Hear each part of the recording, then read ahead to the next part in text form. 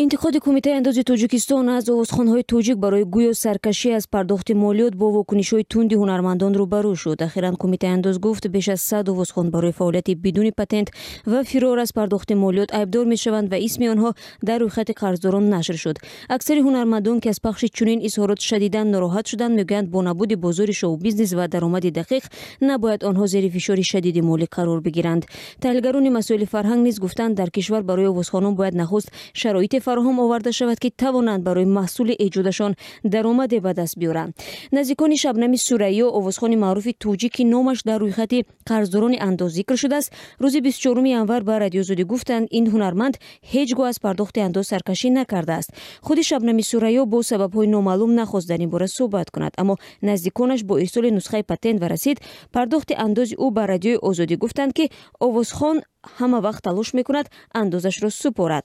ба қавли наздиконаш, Шабнами Сурайё бори охир 9 декабри соли 2013 патент гирифта, то ҳол онро набастааст. Шабнами Сурайё ҳама вақт талош мекунад маблағи андозашро аз рӯи патент супорад. ҳатто дар моҳҳое ки ба ягон тӯй наравад ҳам ӯ аз пардохти андоз саркашӣ намекунад, афзуд яке аз наздикони ӯ.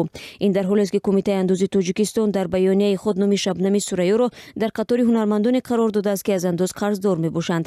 ба қавли масъулини Кумитаи андози Тоҷикистон, Шабнами Сурайё дар нозироти андози ноҳияи Фирдавсии шаҳри Душанбе ба қайд гирифта шудааст ва аз андоз 754 сомонӣ қарздор аст.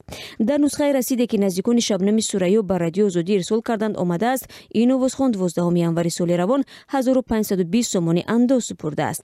Садриддини Наҷмиддин, овозхони дигари маъруф, низ иддаои Кумитаи андоз дар бораи фирор аз молиётро рад кард. Садриддини Наҷмиддин, ки дар хориҷ аз кишвар қарор дорад, рӯзи 24 январ ба радиои Озодӣ гуфт, 2 соли ахир асосан дар хориҷи кишвар буд ва барои ҳар фаъолияташ дар дохили Тоҷикистон андозашро супурдааст. шумо худатон мебинед ки 2 соли ахир ман дар Тоҷикистон нестам, ҳамаш дар берун дар консертҳо ҳастам. ман чӣ хел андоз месупорам?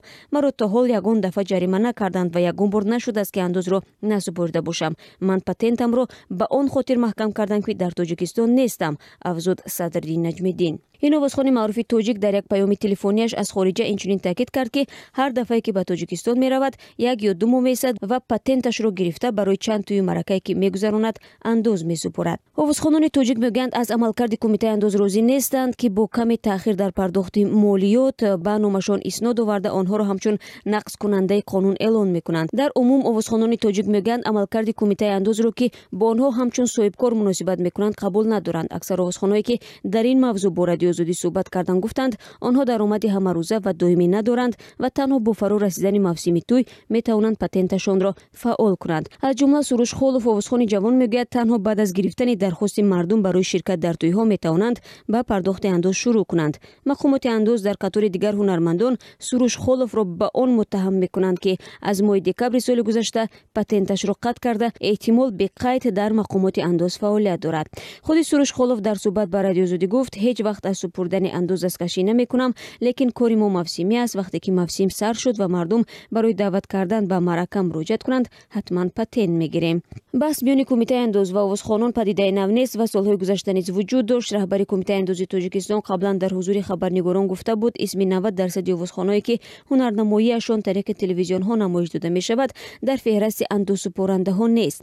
аммо коршиносони бахши санъат мегӯянд, вақте дар кишвар шароити мусоид барои даромади овозхонон фароҳам нашудааст, талаби молиёти зиёд аз онҳо маънӣ надорад.